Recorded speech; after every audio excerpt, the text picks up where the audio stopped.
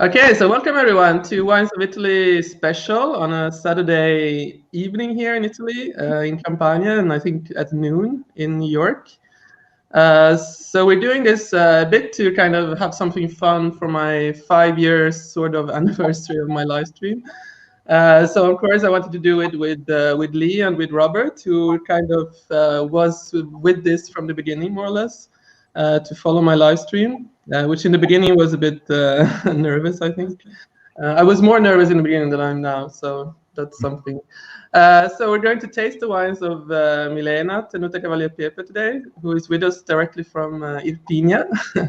And of course with the importer side, which is Lars Leicht. So yeah, I think we're just going to get started. Do you want to say something? Do you want to start, Robert, to say something about who you are, who you're with? What's your... Sure. My name's Robert Moore. I've known Katerina, we're trying to figure that out, maybe 6 or 7 years. Purely got to meet through social media and Twitter early on in like wine chats and such. And I gave her a few little tips on how to manage her business back then. And we've been kind of good social media friends ever since. So I'm coming to you from the east end of Long Island in a small little beach town called Amagansett, which is between East Hampton and Montauk, if you know anything about the Hamptons. And I'm here with my wife, Allison. Hello. And my mother-in-law, Sheila. Hello. And we might have a few stragglers coming in, and we enjoy wine quite a bit. I wouldn't say that we're the most sophisticated drinkers, but if it's tasty, it's going in our stomachs, and we're just having a good time with it. So I'm excited to learn, and I want to thank you and Milena and Lars for helping, and Lee, of course, for putting this together. It was a lot of effort to get the wine here, and Lars dropped it off at my mother-in-law's house, so it was a real team effort. So we're excited, especially because we don't drink wine from this region if we're drinking Italian. So I'm excited to learn, and I'm sure it's going to be delicious. Great. So Lee, do you want to present yourself? Sure. I'm Lee Valentine from the Whining Hour, Whining Hour chat. I have had the pleasure of knowing Katerina for many years now. I don't even know how many. I don't even know either. Yeah, I've been able to spend some time with her in Italy as well and do a lot of wine tastings. So online and in person in Italia. And very happy to be here and help her celebrate her 5th year of Wines of Italy live stream. I also enjoy wine, all things wine. I specialize in Italian wine, so this is very exciting for me to learn more because with over 550 grapes, you just can't learn, you can't know everything. So this is very exciting. Happy to learn more about Milena and the wines that she's producing there in Campania. Cool. So Lars, do you want to say something? Sure, I'll say hello. I'm Lars Leicht. I'm here today. My official capacity is representing Artisan Selections by Romano Brands, who is the official U.S. or East Coast importer for Cavalier Pepe wines, New York, New Jersey, Connecticut so far. Some of you may also know me as Vice President of Education for the Somm Journal. So I'm unofficially in that role as well. Always love talking about wine. Passionate about Italy. Been in the wine business for 4 decades. And Lee and Robert, I noticed you guys didn't specify years, which is good because you know the old Italian statement, anni e bicchiere di vino non si contano mai. You never count glasses of wine. So I just wanted, before I present Milena and she talks, I just wanted to say hello. So Camille Gilder is a friend that is also a social media friend through Brian Kramer and Courtney Smith Kramer, actually, because we were in some Facebook group together. And I actually met her and her husband last year because they came to Tuscany for holidays. So I took them to some smaller wineries. Mihaela is I think she's a wine broker in Puglia. She lives in Brindisi, I think, if I'm not mistaken. And Evelyn Basile is, hello. She's another friend from Facebook who also kind of posts about wine. And I think she's been working in the wine business for many years. So I think we're ready to start. And anyone who wants to ask something or make a comment, you can just write it here and I see it and I just kind of bring you in. And if anybody wants to jump in and say something live here with us, I'll drop you the link so you can just do that whenever you want. So Milena, you're the central person today. So do you want to present yourself and talk a bit briefly about your wines, your winery, and what you do, and where you are? Because I think many people here doesn't know actually where Irpinia is, and it's not easy. Thank you very much. Good evening. Thank you. Thank you for the opportunity you give me today to present my wine, my wineries, and me. And thank you for attending the live stream for who listen. So I apologize if I make mistake. I will try to be concise and I will try to explain and speak about my winery as clear as possible. I'm half Belgium, half Italian. So my mother is Belgium and my father is Italian. And I manage the winery since 2005. It's a winery of my Italian family. We are 80 kilometers from Naples in the countryside, so in south of Italy in the mountains.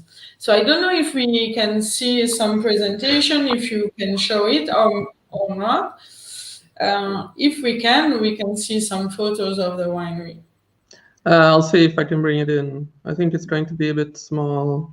So there is I have a little presentation to be complete and concise, but I don't know if we can do it. Otherwise, I just speak like that. And we can. Okay, if you continue to talk, I'll see if I can bring it in. The winery. My father is Italian. He lives in Italy. Today he has 65 years old, but he was young. He has 9 brothers and sisters. And all the brother and sister live around in the village here. And he's the only one who left and after his study and work in Belgium.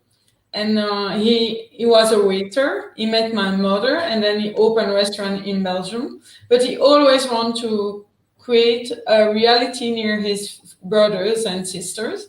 So they rebuilt the vineyard of the family. They plant more vines, and today we have 60 acres of vineyards and 10 of olive trees, means more than 120 acres. We have 60 hectares, so 120 acres, more or less. But the family is a medium winery, but the family is bigger than the winery. So a real important Italian family. So we are in the mountains between 400 and 500 meter altitude in a fresh climate. So we have the vines, the olive trees, and this is a photo of our countryside. So little villages on the top of the hill, and all around you have green trees of olive oil, vineyards, chestnuts, nuts, and fruit trees. This is my father, and this is me. This is in Vinitaly 2 years ago. We had some awards. So the next slide, you may see a little bit the mission of the winery is my family want to know our territory and our wines. Mainly Aglianico is our main grape variety, and our denomination, we have 3 main denominations, 2 white and 1 red. Taurasi is the name of the red appellation, and also the name of the village where we are just near. So in the winery, we have the restaurant. Just here on the photo, on the top of a hill, you have the restaurant, because we also can have lunch or dinner. There is the cellar, and then also the B&B, you can stay and sleep. So we do more than 550,000 bottles, and we do mainly only Irpinia white, red, Spumante, and the 3 DOCG. So this is Campania. We are south of Italy, but we are in the fresh area. We are one of the area who do wine who may age longer because of the climate, the soil, and the acidity of the grapes. So the altitude is we are in the hills, but the mountains go up until 1,800 meter altitude. We are the summer are warm, but we have enough water all the year.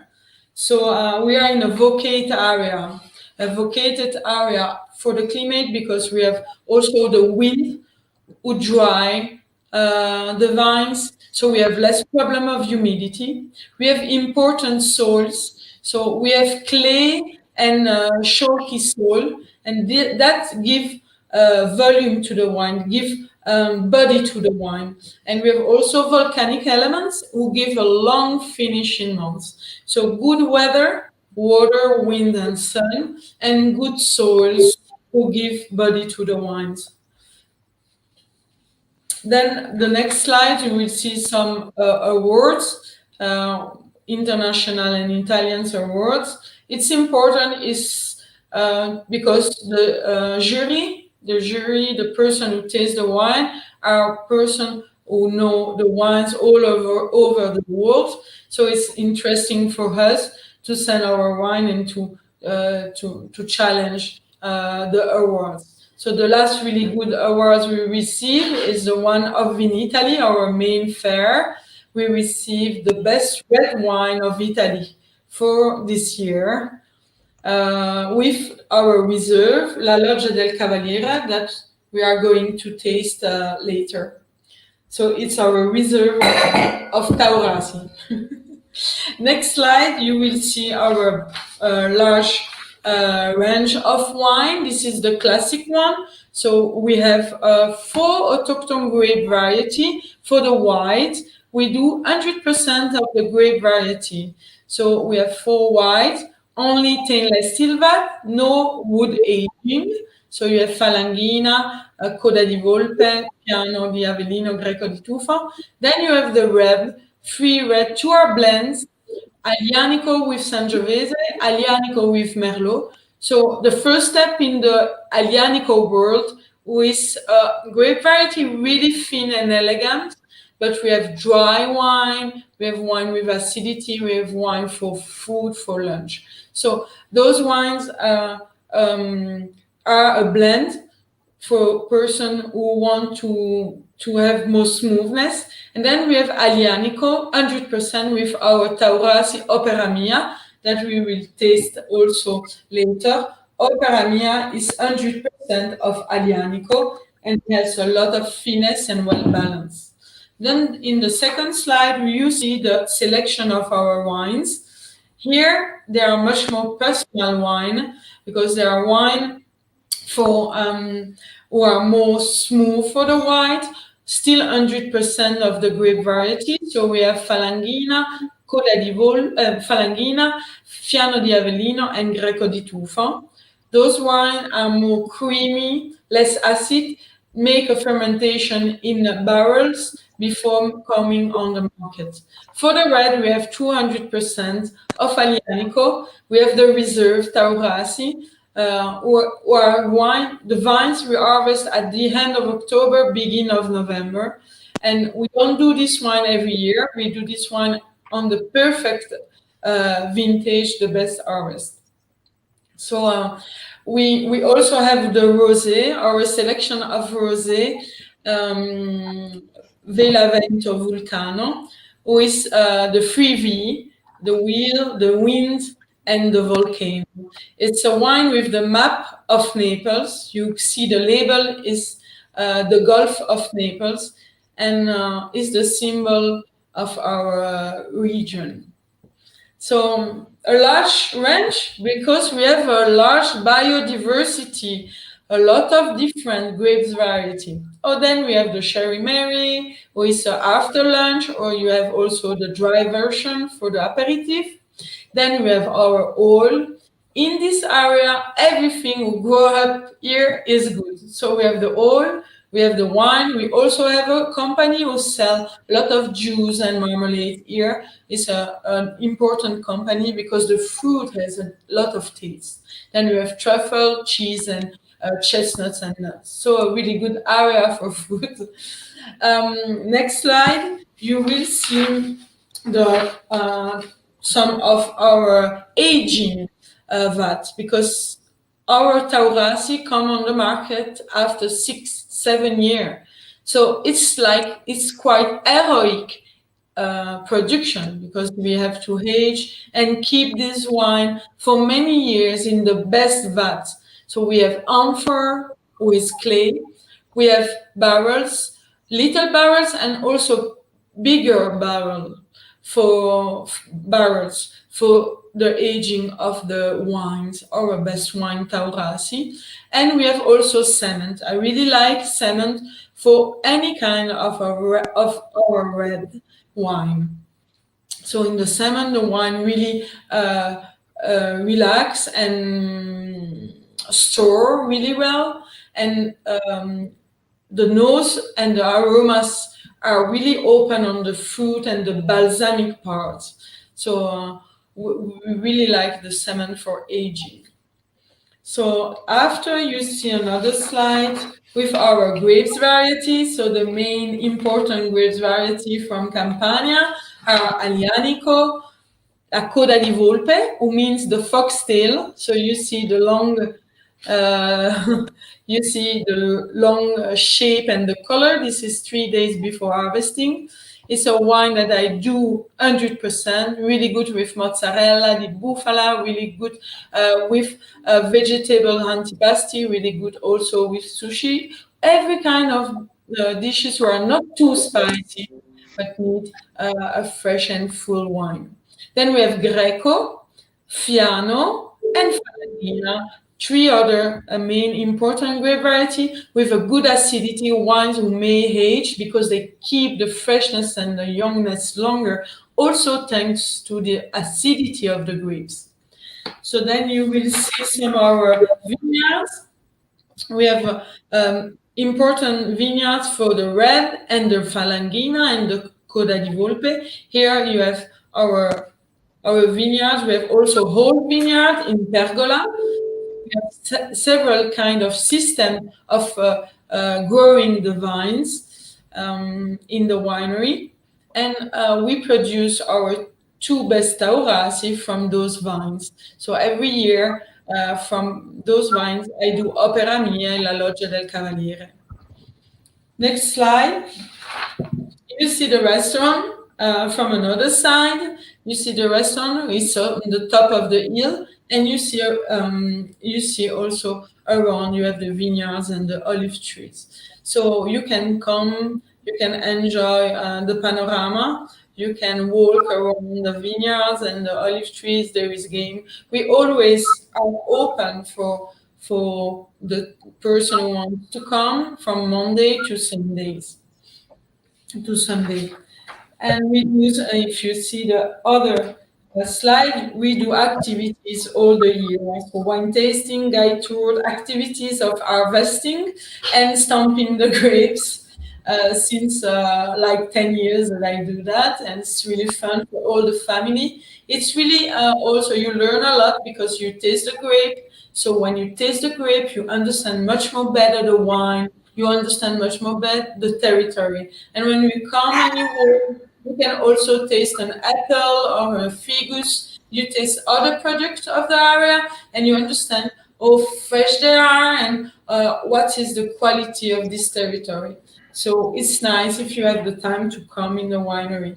The next slide, you see also the B&B, because you can stay. We have a house with 2 apartments, and you can stay and enjoy the local area.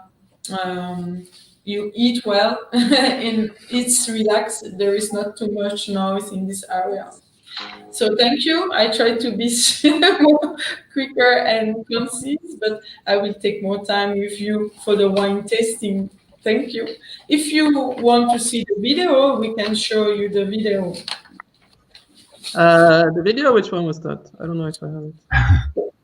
Was it also attached? Milena? See? The video, was it in the email? Yeah, but it's not. It's really short. It's not obliged. Okay, just a second. So, do you have any questions? We sell our wines in New York, New Jersey, Connecticut with Romano brands, and Lars can maybe explain better where you can find the wine. It's important for us because we have many persons who begin to come in the countryside of Campania. A lot of tourists who are looking not only to be in the coast, but are looking for the countryside. And so it's important, and we are really lucky that we have our importer to represent us. We're I very. don't have the video. I only have the slides. Okay. Sorry. That's all right. We're very proud to represent Milena Wines here for a number of reasons. Number one, in the East Coast area, we find that there are a lot of families of Italian immigrants that came from the Avellino area. So there's a great point of pride there. The other factor to me, the whole area, as Milena said, is very evocative. Means it's very devoted, very appropriate, very great wine country because of the soils and the weather patterns. That diurnal shift between hot days and cool nights really nurtures these vines, these ancient vines. Wines have been made there since Roman times, since pre-Roman times. And Milena's family has some beautiful property, some wonderful old vines. But I have to give credit to this very humble person that was presenting to us just now. She is a dynamo. I lived in Italy for 3 years. I've been going back and forth to Italy for 40 some odd years. And one of the things I discovered in many regions is Italy has all these beautiful cultural treasures, these beauties that we go and we admire. But sometimes it takes somebody from outside with some outside experience to really exalt it and to really understand why the rest of the world loves that area. And I think Milena coming in with her experience growing up in Belgium brought that sort of outsider's experience, even though she's a family member. She realized from the outside world the perspective of how beautiful and breathtaking this area and its wines are. And she studied in France. She studied in Burgundy, and came to this very traditional land where winemaking was done a certain way. And I'm going to go out on a leap here and say women were expected to have a certain role. And Milena broke all those rules. And I think that she shocked a lot of people, and they didn't think she was going to succeed. But she has not only brought tremendous attention and fame and quality to her winery, but also to that whole area. The Cavalier Pepe really is a leader in the family, thanks in great leader in the wine world, thanks in great part to Milena's efforts and work there. And that's why we're so proud to have her wines in the New York, New Jersey, Connecticut area.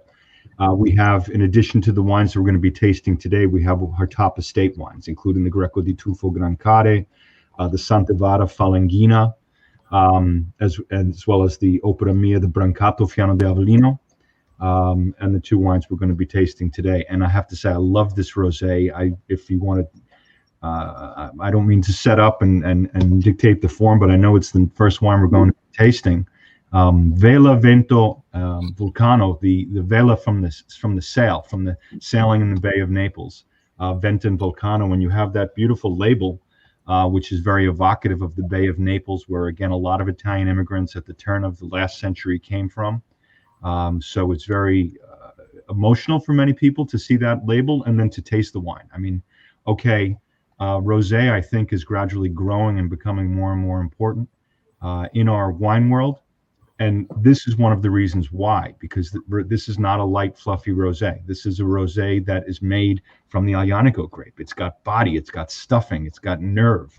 I enjoyed it at Thanksgiving because it went so well with all of the different dishes that we have in our crazy American feast. And so we're thrilled to have it, and we can talk later about the retail prices. We'll let everybody taste them and give you a rough idea. But these wines have just come in to the U.S.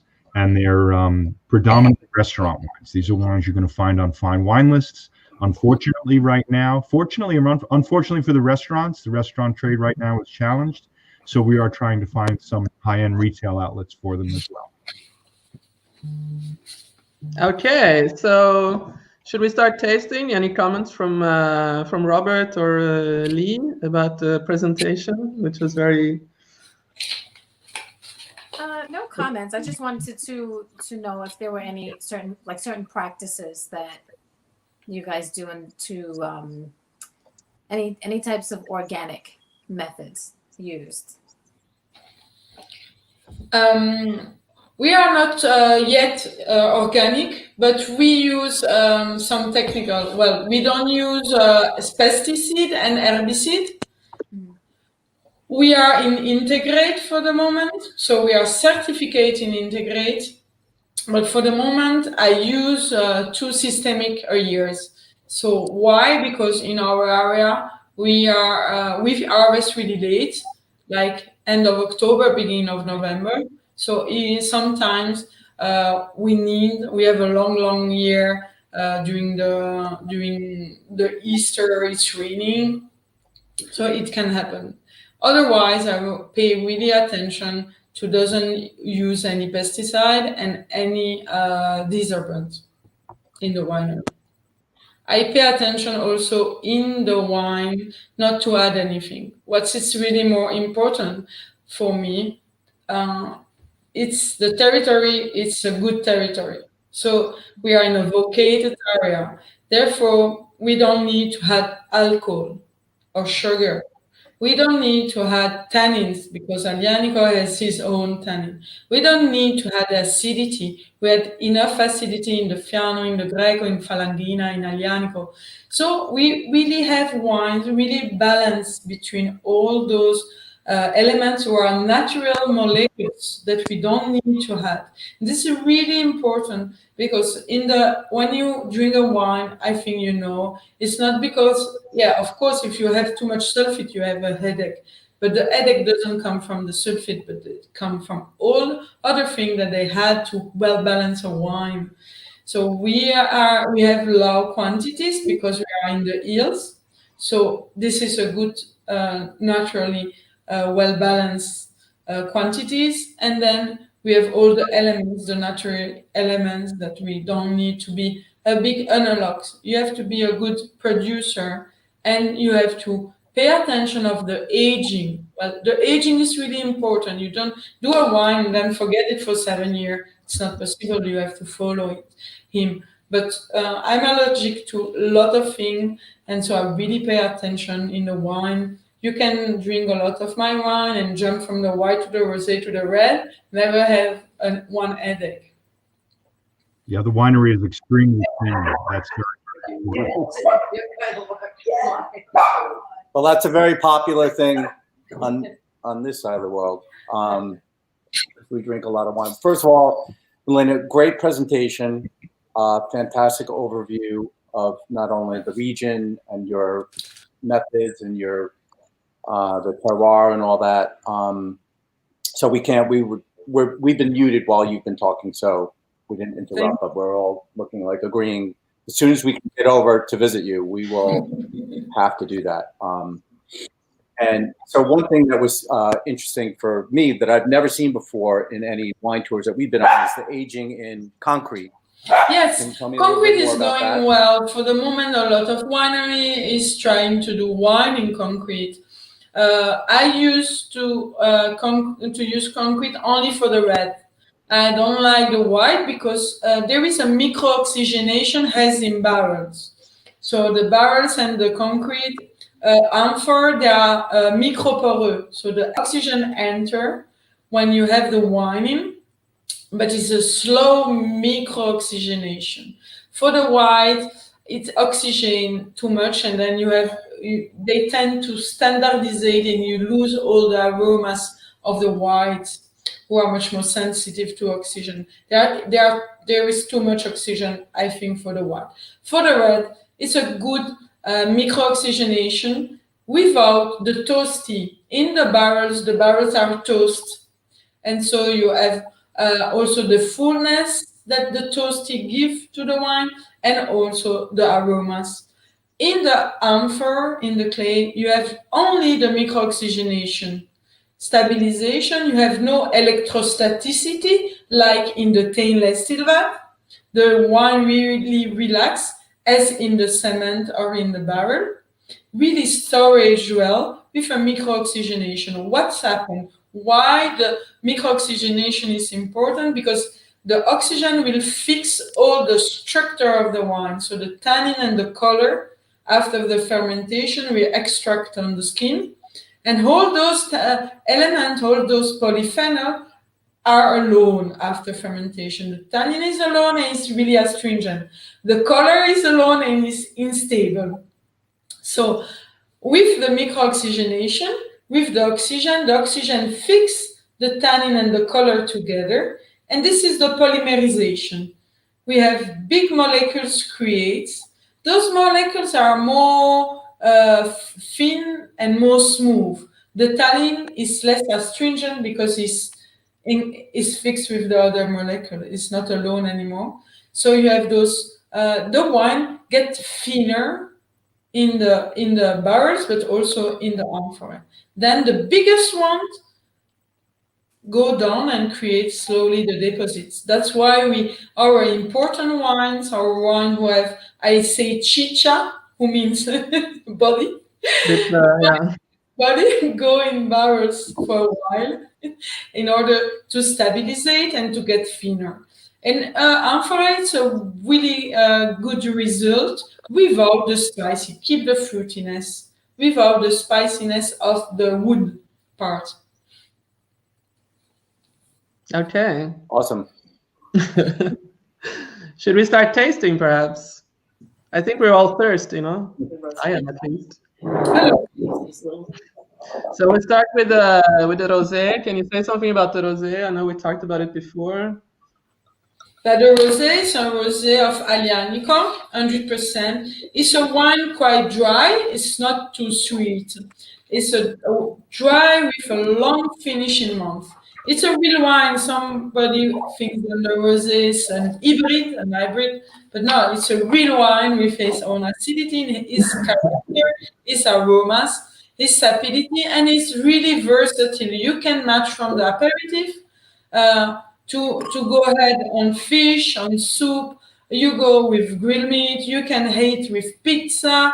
You can bring in alone, really cold, and the aperitif you really can match. And also with mozzarella, with fresh cheese, it's really good also. So it's good with everything, more or less. Yeah, more or less.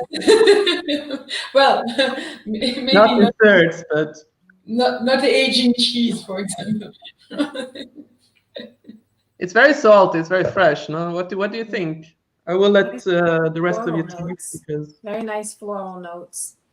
I have a guest here trying to get my wine. She likes it too. It's so sweet. So delicious. Mm-hmm. So it's quite different than the style of what we're used to drinking. Like rosé in the Hamptons is a summer wine, right? Mm-hmm. And it's actually like a competitive sport on like how much rosé you can drink on a Sunday afternoon. and it's I would say, I don't know, Lars, if you would agree, like it's dumbed down with like more brands. It's more about the bottle than what's inside the bottle. Like you have like Whispering Angel and these other kind of, and they're very light. And so there's not just, so I don't typically drink rosé because those rosés are like nothing. I might as well be drinking a glass of water. But this is quite lovely and certainly different than what we're used to. So our local white rosé is Wolfer. Lars, you probably know Wolfer. Sure do. Very good producer. Honestly, this blows it away. This is a very serious wine. This is something, as I said, made from I like the Wolfer, but this is lighter. Yeah. So it's easier. Different worlds. I mean, it's light, but at the same time, it's like a real structured wine because it's you feel like a complexity, but still it's very enjoyable. And it doesn't it's not overbearing or anything. You could have this with grilled lamb chops. Yeah. That sounds like a good idea. It makes you salivate a lot. Yeah. So you easily want to eat. You open your appetite because you begin to salivate. The intensity, the minerality and the acidity make you salivate, but it's smooth. It's well balanced between alcohol, acidity, and the structure. You have a bit of structure because the Aglianico you feel a little bit the structure. So I think it's good with everything. And in the summer, well, cooler, it's nice, but you can enjoy at the aperitif in any time, especially now. You can. Okay, so Ciro is here, who is actually from Salerno, I think. Ciro Pirone. He lives in Boston. You probably know it. Aglianico is used in rosé just because it's a top Campania grape, or because it has certain peculiarities to be vinified as a rosé?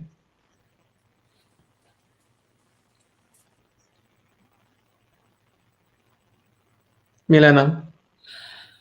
Aglianico in rosé, I think it's a good, great variety for rosé because it has acidity and it has aromas. If you wait the moment of the harvest with a perfect maturity of the skin, you have a lot of flavors in the skin. And so it's a wine who has flavors and keep the flavors longer, freshness and fruitiness. That's why we have DOCG, we have wine who may keep the aging wine. It keep the freshness longer. So a rosé, Aglianico rosé, it's a guarantee. You can keep it 3 years. It doesn't move. It's important. Our wine keep the freshness longer, not because they are volcanic, no, because we are in the mountains. We have chalky and soil who are with lemon stone, chalky soil and clay. So we have structure in the wine, but we have thinness and acidity from the grapes. It's really important to drink in the vocated area, I think. No, I agree. Anything else you have to say, you want to ask or say about also who is listening in? If you have any questions about the rosé, I mean, I think you should definitely look it up now when it's going to be in the US. I don't know. I guess you will let us know where you will sell it, also in more high-end shops. Demand it. The average on the wine like this would be about $22, which I think is a great value. It's got wonderful sapidity, as Milena said. It makes your mouth water, and yet at the same time, it leaves your palate very clean. One glass calls for another, which is always the best job of a good wine, right? Yeah, I agree. So to be clear, this wine is just coming into the States now? See, you're the first who are tasting it, more or less. I mean, not the first, but some of the first, probably. Who? Well, I know a couple of retail outlets that I'm going to direct you to, Lars. Thank you, Robert. That could absolutely benefit. That's quite convenient for us. Excellent. I think that's the problem in general, no? That there's a lot of these wineries that have difficulties to enter probably the US market. So often it's perhaps a couple wineries that you can find, but there are so many others that are really interesting that have difficulties to get in. So I think this is great for Milena, no? Yeah. Should we continue to the red? Which one, the Cavalier or the Opera? Opera Mia, if you want. Okay. Now we're getting to the more red, the top wines. So Opera Mia was your first wine, no? Milena. It's my first Taurasi. Then my first is 2005. 100% of Aglianico. Why the name of Opera Mia means my works? Because the first year, if you see the winery is quite big. We are 40 person who work between vineyards, olive trees, wineries, wine cellar, and office. But at the beginning, I was alone. So I was alone. Even I was the master of cellar. So the first harvest, I do the operation in the winery. I mean, I work inside in the cellar move the wine and do everything. And I felt at the end, because we have a long harvest from the beginning to the from September until November. I felt during the month of November from the one of the stainless steel vat, not in like Obelix, but out. And so I wait 3 days before coming in the cellar. I was a bit. It was that moment, but I go back to work, and I call my wine. It was a Taurasi vat, and I called it Opera Mia, my work, and that's to remember to be humble, because behind a bottle of wine there is a lot of work in the vineyards and also in the winery, in the cellar. So this is important, and I remember every time when I started and from where I come. So that's. Bravo. So Aglianico, it's not a rustic grape variety. So why, I can say why, often what's happened, they to fix the color, a lot of producers are afraid and they had tannins during the fermentation. So you have really structured bad tannins who are not natural. The Aglianico has fineness, elegance. You have tannin, you have body, but you have to manage it during the year. First, there is 3 secrets. The first secret is the quantity per vines. If you have too much quantities per vines, you have a bitterness in the grape variety. So the Aglianico have this bitterness if you have too much quantity per vines. So we are in the hills. We have a good less quantity per vines. So that's the first point. Second point is the moment of the harvest. We have to have a perfect maturation of the skin, means a perfect thinness of the tannin.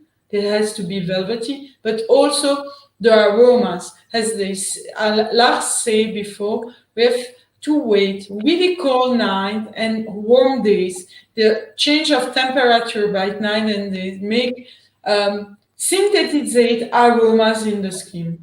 Those flavors in the skin are really intense in Aglianico. But we have to wait. Sometimes, really, the last week, sometimes I fight with my father because he wants to harvest. I'm like, no, don't touch Aglianico.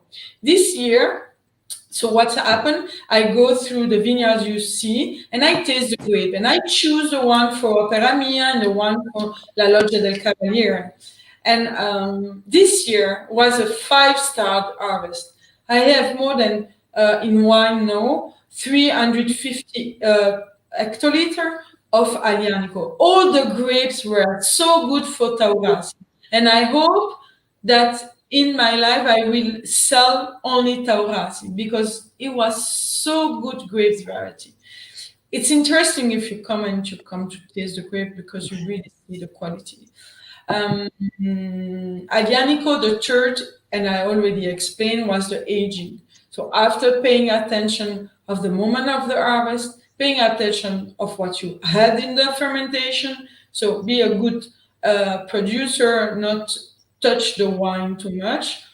Then you have the aging. Pay attention to have the wine in the best barrels, in the best bigger barrels, in the salmon also, but good salmon. You have to pay attention all the time, even when you're bottling and you put in bottle with the best cork.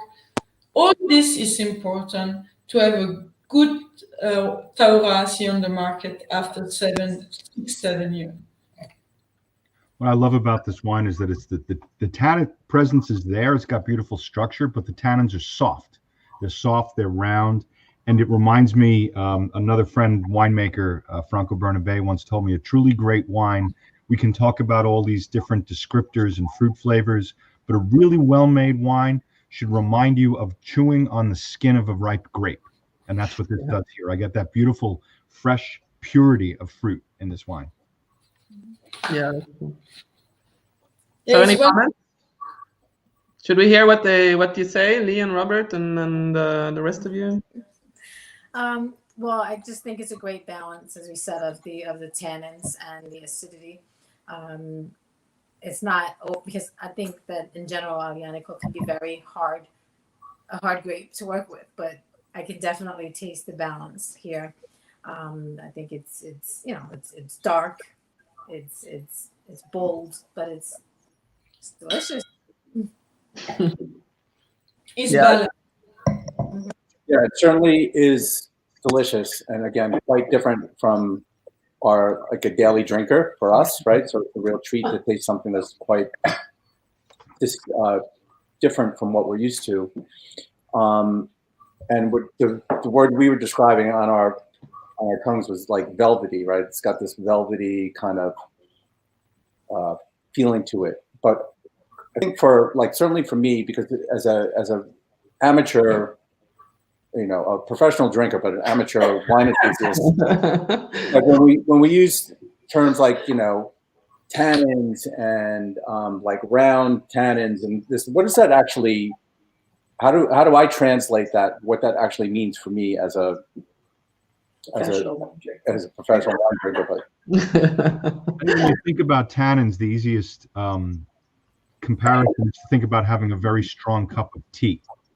All right, so tannins are that element that sort of dries the side of your teeth out, and tannins, actually, the cure for tannins is proteins. So that's why big red wines like this are wonderful with steak. If you had a grilled steak with this wine, especially served medium rare, it would be absolutely perfect to cut through those tannins. Tannins are something that comes natural. There are tannins in the seeds, there are tannins in the skins, and then tannins can be augmented through the barrel aging and even sometimes time. But the key is not to let the tannins get out of control, because if a wine is over tannic, you feel like you need to be pulling splinters out of your tongue. Can I ask a question, Lars? So because there's times where, we'll drink a little too much vino, and sometimes you wake up and you feel fantastic. Sometimes you feel like crap. Does that have to do with the food you eat often? I always blame it on the food, the ice cubes. How do you use that? So one of the important things that you have a nice big steak or filet mignon with, you split a bottle of wine. Often you wake up and you feel perfectly fine. Then there's days where you can have 2 glasses of wine. The next day you have a heavy head. So if you have it with a bowl of pasta, you may not feel as good. Potentially from. I think generally it's not the sulfites. I think it's the histamines or other things. Wine. Yeah. And that's the importance. The reason I mentioned before about how clean the winery is. If a winery is very careful about its production, keeping things very clean, it's like working in your kitchen when you cook. Okay, if you keep your pots and pans clean and your kitchen clean, your food is going to taste better, and you're going to have to maybe add less spices to it. It's the same thing. Sulfites, histamines occur naturally. Sulfites can be added to cover up mistakes in winemaking. But if you're careful in the winery the way Milena is, you don't have to add those elements, and the wine tastes much more of pure fruit. So I don't know that it's so much the food pairing as it is trust the producer. You can get a wine headache just simply from drinking too much wine, no matter how. I'm sure we've all been there.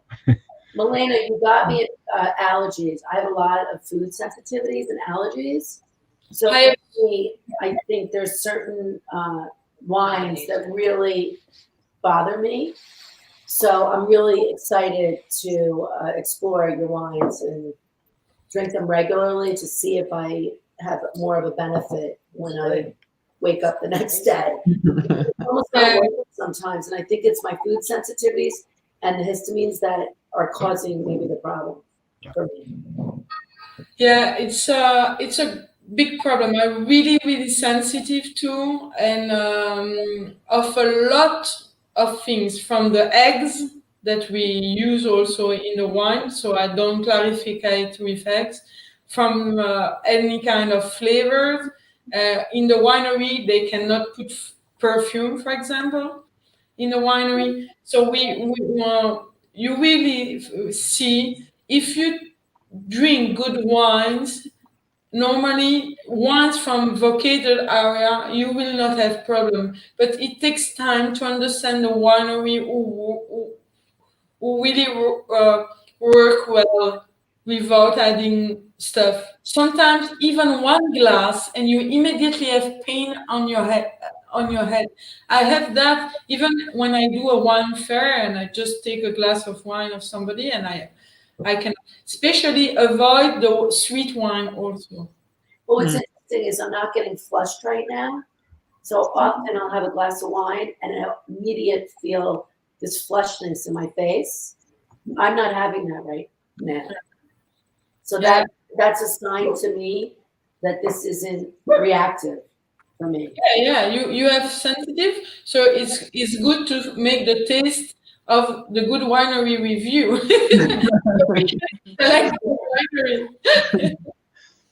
No, So- I agree. I think it's important because also sometimes, like a couple of weeks ago, I also had a wine that I opened. One of the things I had to taste, and I only had like 1.5 glasses, and I felt like horrible the day after. So certainly, it's important to have cleanliness and also to know what you're doing. I mean, to not.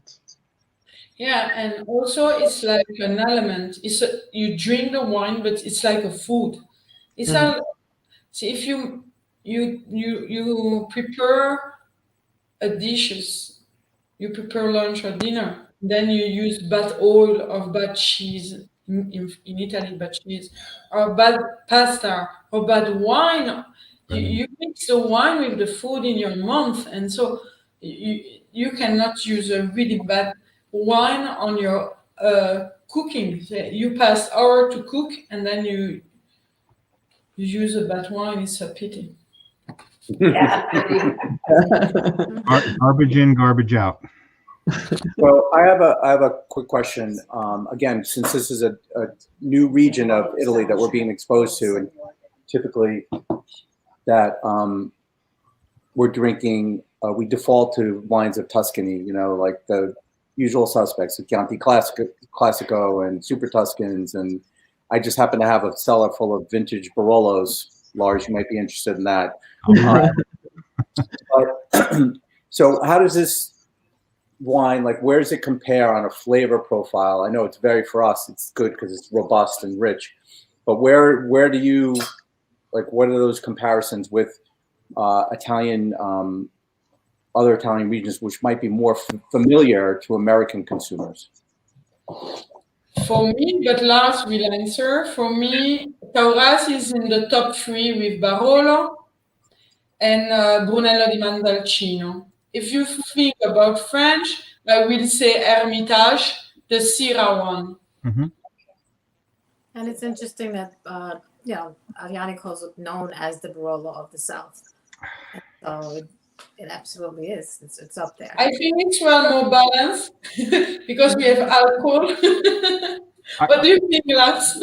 I think that what I love about Aglianico is that it gives you sort of the best of the two worlds that we're familiar with. If you think about Barolo, a lot of people say you really need to understand a Barolo because it can be very austere, high structure, high tannic content. People tend to find Brunello, for example, to be a little bit more user-friendly because the fruit is a little rounder, fuller-bodied. To me, you get the best of both of those worlds. You have that nice vein of acidity, that good structure in an Aglianico, but at the same time, that fruit presence that balances it out. So it makes it a little bit closer to, the perfect balance between the two. And ironically or wonderfully, also a great value because the prices are, Aglianico can't quite yet command the price points of Barolo or Brunello. No, that's true. I think for certainty, I mean, certainly they're one of the top 3 wines in Italy, I think. And it's a pity that so far, I mean, it's a bit lesser known, perhaps, than the Brunello and the Barolo.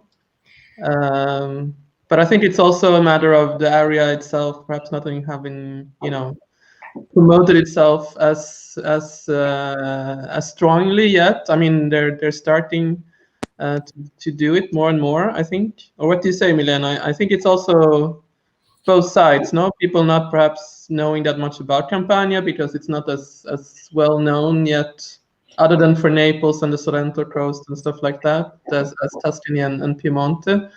But it's also like Irpinia is an area that's definitely you should visit if you haven't been there. I brought Lee there last year, I think, through the Radice do Sud, and but I think, I mean, the more it's getting known, the more people will like it for sure. No doubt about that. How much of your Milena? How much of your wine is consumed internally, or then in the EU versus export to the US? What is the percentage in US? Yeah. US is 10%. It's not a lot. 10%? Yeah. Wow. We sell abroad in 30 countries. In 30 countries, we are sell from Europe, even in Turkey, then in the East, Japan and China, but in United States, we are from Canada to California, to New York, and Chicago also, and Florida. So I'm sorry. No, go ahead. Well, I was just going to ask a question. Is it only 10% because of limited winemaking, or just you haven't really saturated the market yet? No, there is both problem. Once it's okay, I'm a winery who I take care of the winery since this is my 16th harvest. So it takes time also to be well, because I'm a young woman, I have to present my wine. They have to taste it. It takes time to be known in this world. You have to prove that you do good wines. So we slowly have markets open slowly. We win some tenders. And so when you taste the wine blind tasting, we often win. So this is important. But it takes time because it's not a really known area. And of course, when maybe a restaurateur has to choose for his chain of restaurant between a Tuscany wine and Aglianico, they say maybe Tuscany because it's more known. So we always have this problem. I did the president of my consortium of producer for 4 years, but trust me, it was really hard. Italians doesn't make group. There has not a common sense.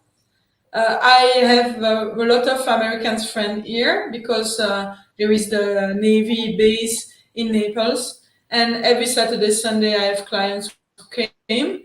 And I try to do my best to promote the winery. And the women, especially the women, they are so like Girl Scouts.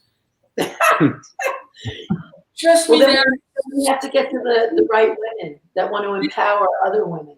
So it's incredible. I'm Belgium and I did 10 years of Boy Scout, and I find the same kind of woman as me in American women and Americans family who feel about families much more than Italians, who are known for family, but they are really individualist and doesn't have a common sense. And as we can find in Northern Europe and in the United States. So it's really hard to make promotion. So if there's anything we could do to help you, we happen to know several owners of large liquor stores, wine stores, both in Manhattan and out in the Hamptons. So we're happy to make the introduction if that helps. Fantastic. Fantastic. Chris Doris is a friend at McNamara.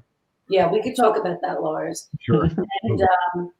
And then I have a couple other ideas with some other areas where maybe we can open up some doors to help you guys. We really appreciate this. Grazie. I try to, if you want, I have the presentation, the video. If we need to send wine, we can organize this today. I try to explain with my simple words what's happening in the wine behind the bottle. So I don't know, Robert, Lee, what do you think about the presentation? Is it correct? Is it right? I think it's very good because it's very to the point, very brief. Because often they do this long 20 pages of a lot of text. But my only comment on the presentation is I think I would make the graphics a little bigger because it's a little hard to see. We could even help. Smaller. Yeah, it's a little small. Well, we're getting old. Sorry. And we're drinking. And we're drinking now. So my friend here, Michelle, wanted to ask a question. I have a question.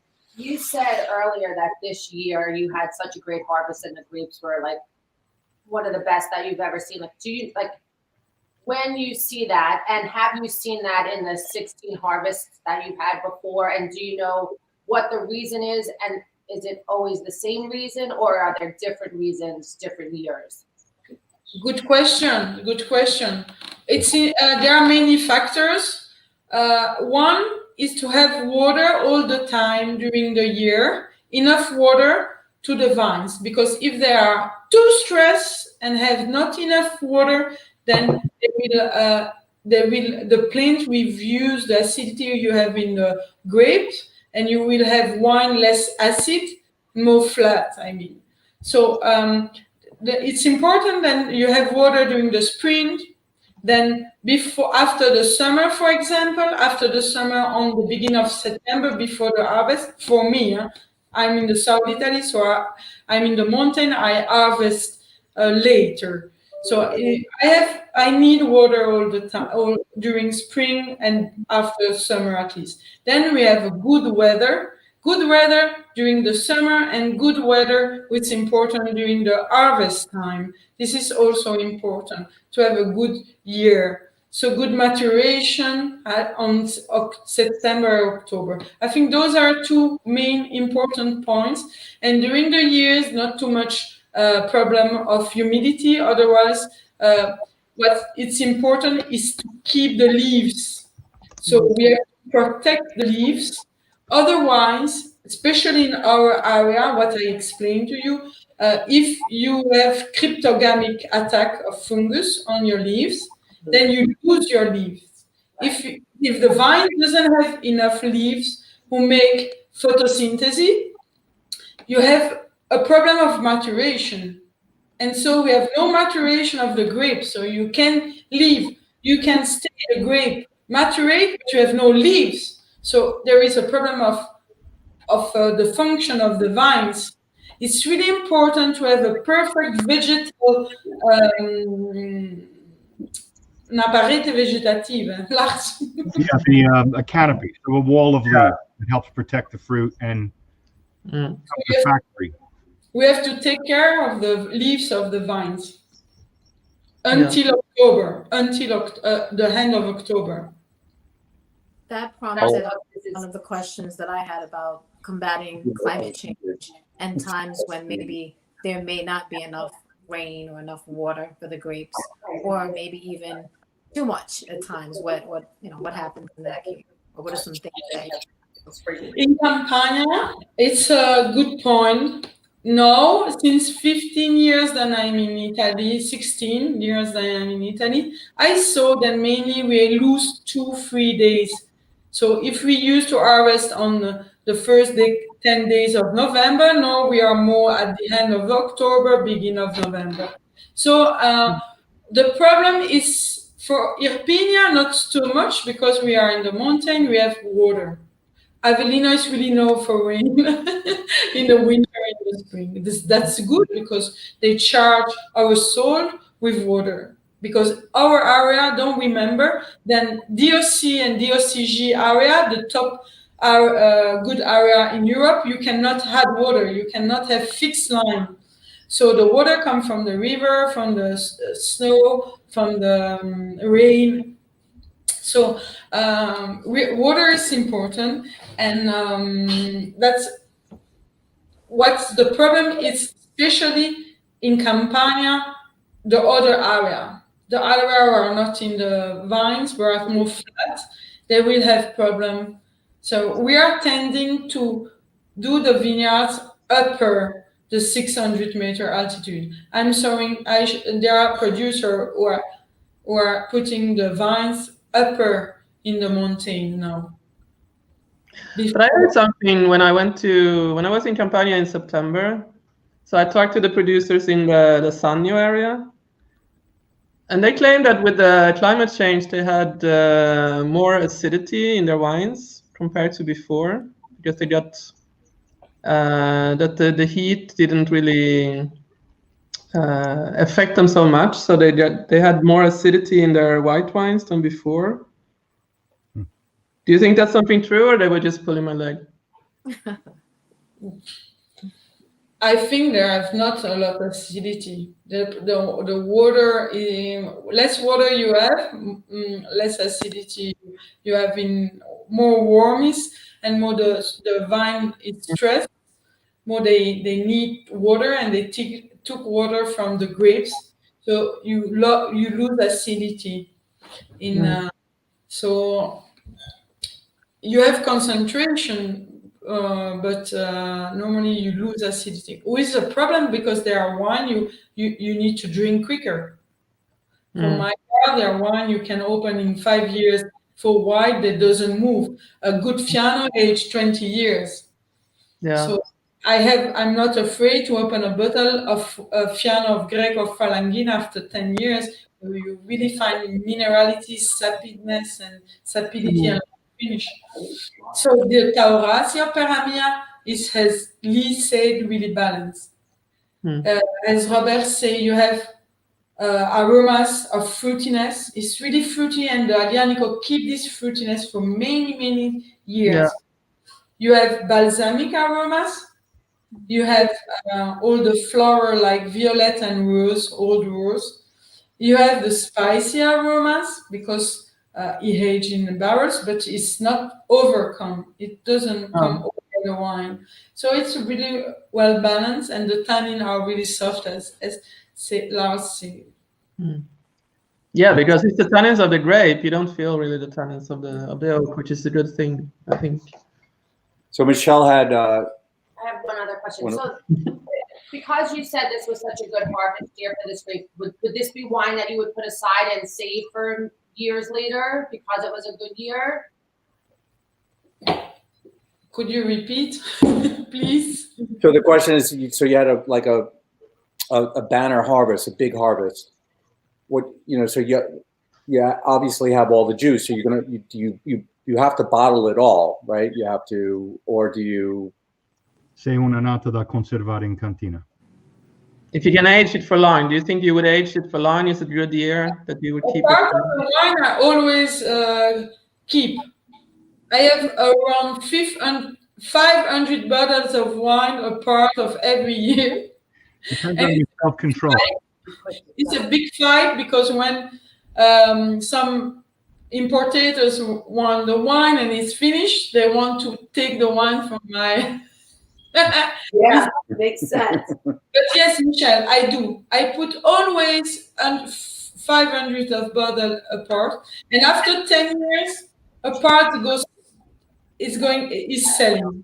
So for the moment, we sell 2000 Taurasi Peramia 2007, 2008, 2009, 2010 is finished, because I did really a little quantity, because it was not a good year. I didn't do the reserve. I do only Peramia. I do a little quantity, but I do it well, because I wait. I took a risk, but I wait the best weather days. And then I didn't put in too much in the wood, because it was not a year that I make too much extraction. So you have a Taurasi really fruity, not too spicy, and we sell everything. We didn't have any more. I did only 6,000 bottles. That was on that. Amazing. So, but it's nice to age the wine, really, but Aglianico takes a lot of time, because you see, it's a wine who really has a lot of. It's really balanced, but young. It has those. We will taste 2013 now, La Loggia del Cavaliere, and you see it's a baby. Come on the market now, it's a baby. So, yeah, so let's go over to that wine, so we can start on the last wine. This shows a lot of what you were speaking about before, Milena, and those beautiful aromatics on this palate, on this nose. Beautiful floral aromas. Okay. And it is a baby. 7 years old. It's older than Brunello reserves. There are a lot of Barolos. As we were talking about, showing great youth. Yeah, I agree. So there was a question, I will take it just before there was a question from Olya, who is in Israel. So she wanted to know what the logo means. What does your logo mean?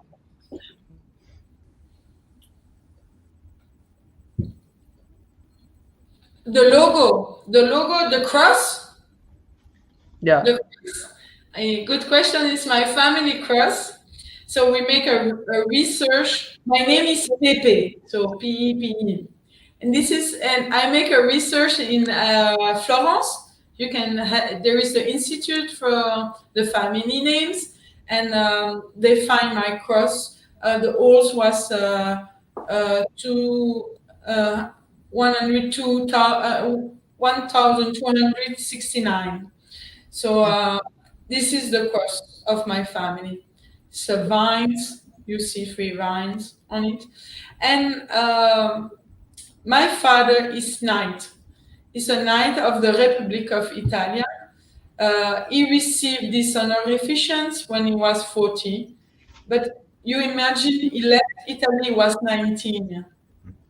Was really young, and after 20 years, he received this honorifice in Italy, in Roma, in the Quirinal, and so he was so happy because he always sell only Italian products. Okay. And in his restaurant. So after 20 years of doing the restaurateur, he received this important honorifice. That's why the winery is called Tenuta Cavalier Pepe, because this honorifice is only for him. So when he will pass, the It name will not pass on for generations. It's only for him. So yes, it cannot pass. But now the winery exists, and so his name will continue in the time. Tenuta means estate, so it's the estate of the knight Pepe. I hope you're happy, Olya. So I think there was also a long comment from Ciro. I think he was just commenting on what you were saying before, that Campania has the whole package between history, native grapes, beautiful places, ideal soils, blah, blah, blah. And I think we all agree, no? That's what. Yeah. We share your pain. Lee, do you have anything to comment? Anything you want to add? Are we about this wine or in general? In general, I don't know. Oh yeah, well, I agree with what Cheryl mentioned, and just the fact that this region is something that needs to be brought to the attention of many people, especially in Irpinia. It has 3 of the GOCGs, 3 out of 4 in Campania, so definitely producing an area producing fantastic wines, and they need to know. The world needs to know. Yeah. Guys, I'd like to ask a question because I think it's an important question. With COVID right now, obviously travel is limited. Any feedback on how you guys are dealing with this? Because, we want to get on a plane like next week. But I mean, in all seriousness, I think it's important to address this for the folks that are watching this webinar. How are you guys dealing with COVID? Is it having an impact? Are there safety precautions at your vineyard and at your accommodations? In Italy? Sì, da te quanto, insomma, come fate per seguire le restrizioni? Quali sono i problemi in questo momento? Quali sono stati? It was really hard. So the beginning had to focus on the security process for all my team in the winery. So I put up security procedures, measures for all the person who work, because our winery doesn't close. So the client closed, the restaurant closed, but we had to take care of the vines and the olive trees. So I had the person working, but I had no orders. So it was really hard. the period, and we were afraid to go to work also at the beginning. Are you Then, open now?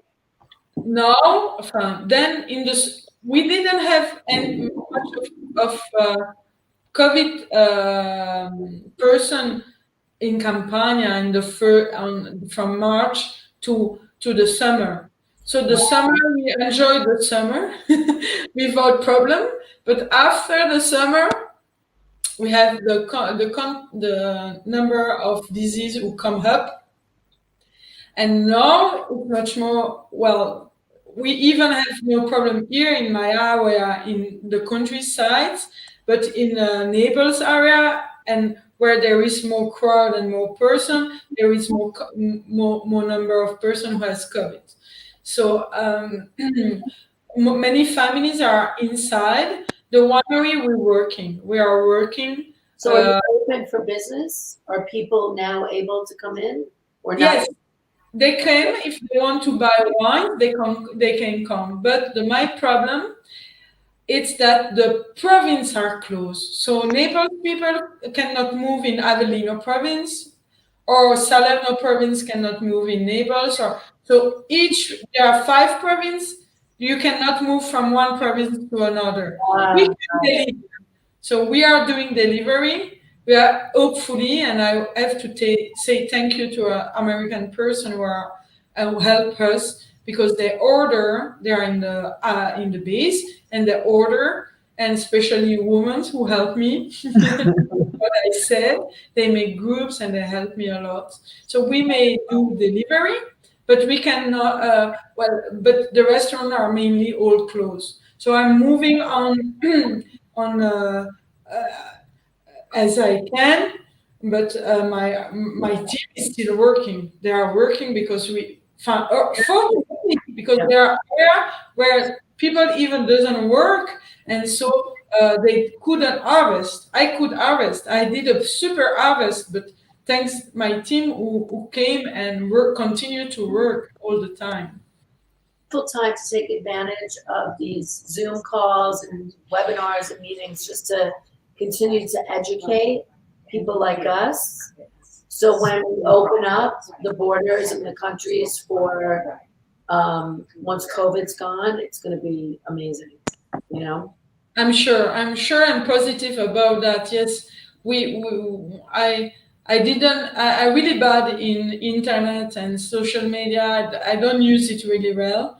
And during COVID, the second thing I had to learn is to do a webinar, and I did one with Lars. Maybe it was my first one in my life. And I was the first who spoke. Because I tried to get around like 2 years ago, but you couldn't figure out how to use the. You've done a great job. Did a great job today. Yes, absolutely. Yeah. Grazie, Caterina. No, you're welcome.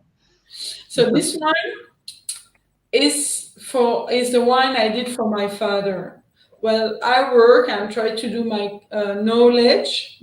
But the man who put all his money, everything he earned in his life, all the vision. Well, I also have my little vision, and I complete the vision of my father, which is really nice, because until now, we always fight. Now, we're getting older. Actually, had COVID in Belgium last month. And it was really, really bad during the harvest. Well, it was really, really, really bad, but it's okay now. And now, since the first of the year, since March, I have a good contact with my father, because I worked so much during COVID time to understand how to move and to try to do my best to move well. So I concentrate on the work, and I think my father doesn't expect that. And because he is the one who has always the control. And for the first time, he lose the control because COVID. and so and he is happy, because also when after COVID we opened the doors, all the person arrived on Saturday and Sunday, and I was ready for the welcoming. I had everything ready with the new measure. I had a new tour with a backpack, no buffet for the welcoming, a backpack. So then we do the wine tasting and the lunch, but outside we do a walking in the vineyards. I prepare a totally new tour, much more on the open air play, and it was happy, and I had so many persons, and I was so happy for the winery because it helped during the summer. Good for you.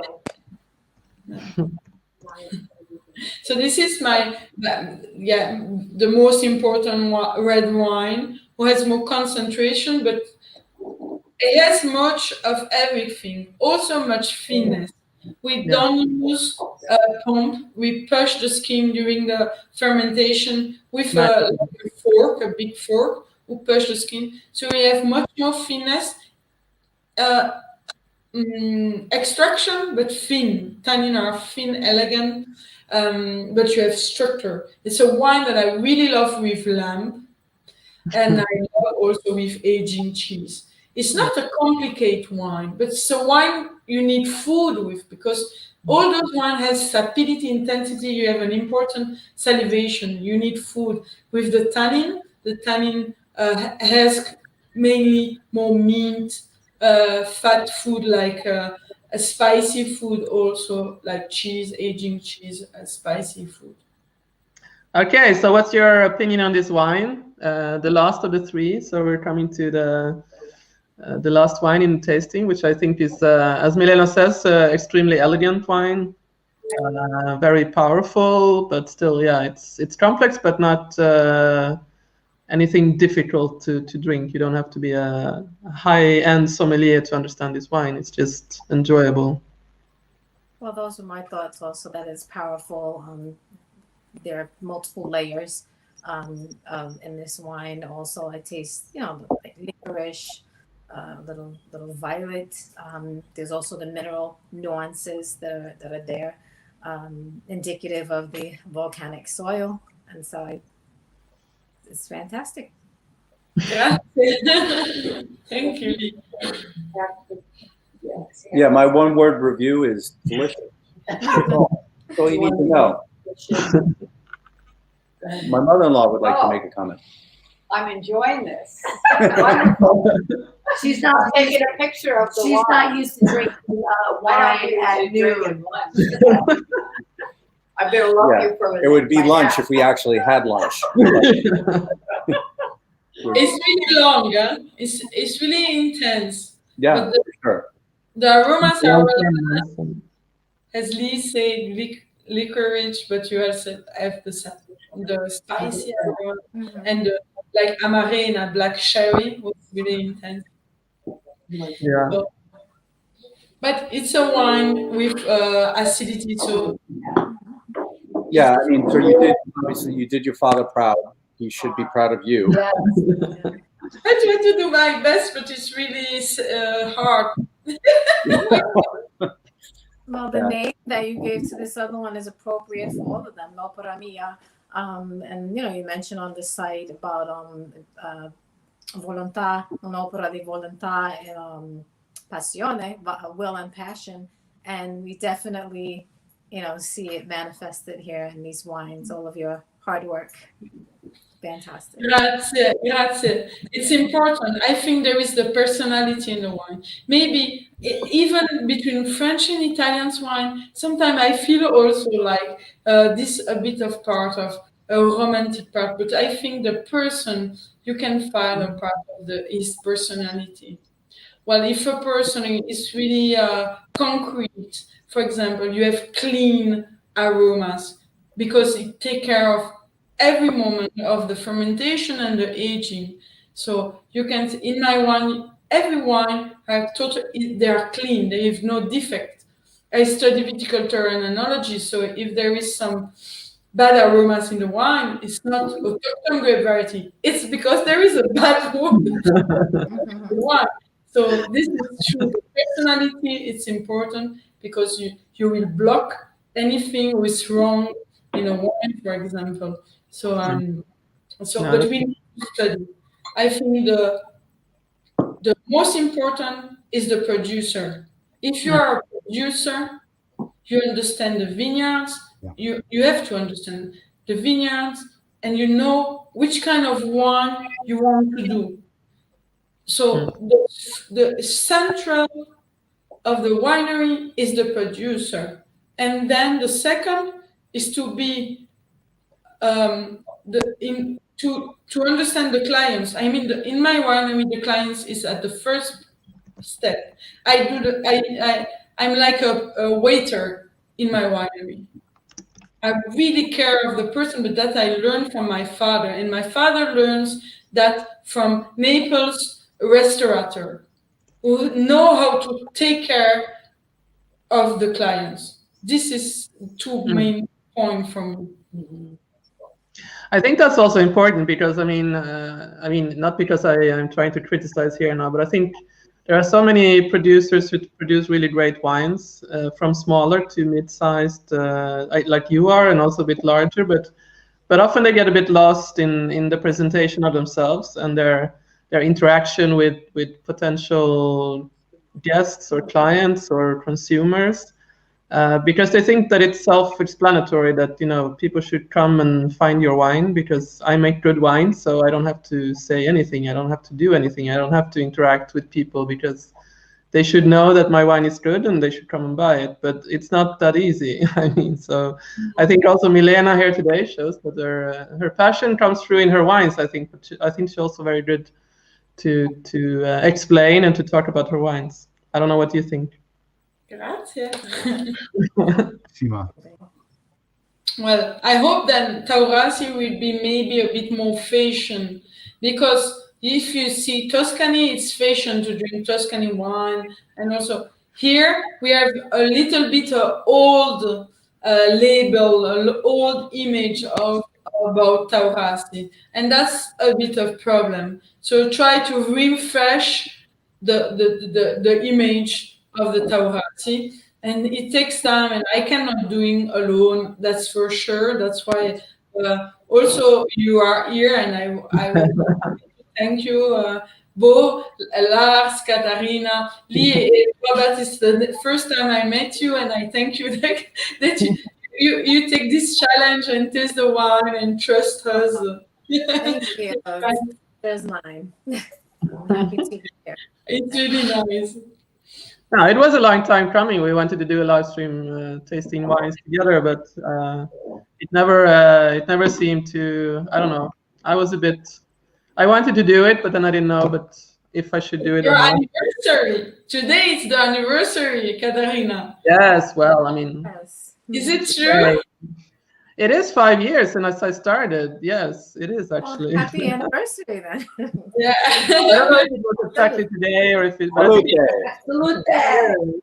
It was actually Thanksgiving 5 years ago. So Thanksgiving to everybody. Happy holidays. Well, I don't know. I think it's an effort. I mean, I think it's an accomplishment that actually people have been watching me for 5 years, because I didn't really think that I would have that much to say, but that it would be that much fun to watch me. But so I think it's nice that people enjoy these wine live streams with producers, and I think perhaps also because I try to invite producers from different areas that are not so well known. And I think that has probably been the main interesting thing for people to listen to, like people like you from Irpinia or from Puglia or from Basilicata and things like that. So, anything you have to add, any of you? Because we're going on 1.5 hours now. I said 40 minutes to Robert, but now it's like 1 hour and a half. So I think we should kind of round it up. So I think I don't know, whatever you want to add or say about the wines or to Milena, feel free to do so. And if anybody has any comments who are still listening in very faithfully here, you can do so. Well, I would just like to say thank you for this opportunity, including us in your 5th anniversary edition. It's a pleasure to meet all of you. These wines are delicious. We can't wait to be able to put them in our cellar and enjoy them with friends. And as soon as possible, for sure, my wife and I will be traveling to Italy, and not only seeing Caterina, but also looking forward to exploring probably our favorite place in the world besides where we happen to live. So thank you all for including us in this great day. Thank you. Thank you. And Thank you. if you come in Campania, I can also give you some other addresses. Like the Lemon Tour is a really nice producer of lemon on the coast, on Amalfi Coast. It's really nice. Also, some Buffalo winery producer of mozzarella. And Lee, if you also, Michelle, when you want. Yeah, you're checking all our boxes. No problem. Well, we eat a lot. So yeah, you eat a lot in Campania, so you have to be prepared to eat nonstop. yeah, Keep us posted when you open up. Yes, I visit as well. I appreciate being here to celebrate Caterina and also to learn more about your wines. So grazie a te. And I hope to visit one day soon as well. I hope to really, I hope to finish this COVID time so you can come and you can stay. But we really have nice places and you can see us. And ask me other address because I can give you other address of producer. For that, I can also help you. It's a beautiful part of the world. Yes. Last came last year. Yep. Before the lockdown. Pre-COVID, yes. Thank God. I had a great time. Back either. No, for sure. I mean, I was growing the Grape Picking Tour with Milena in September when we could travel for a short month or two. It was still a bit scary, but we did it. So we also, Rowena and I, another friend from Rome, we stopped by Milena in Irpinia. So for sure, it's a place to visit, and there's a lot of things to see. Also, as she says, except for wine. So I'm very happy that you all wanted to be here today, and of course Robert to help me together with I think Kelly Hungerford to get me going with a live stream 5 years ago. So and Lee also, who is always curious to travel for wine in Italy. So we have visited several wineries together, I think. And Lars, of course, thank you for being here on your Saturday, Thanksgiving Saturday, and thank you, Milena. So I think if there's nothing more to add, I think we should just end it here because it's already a bit long.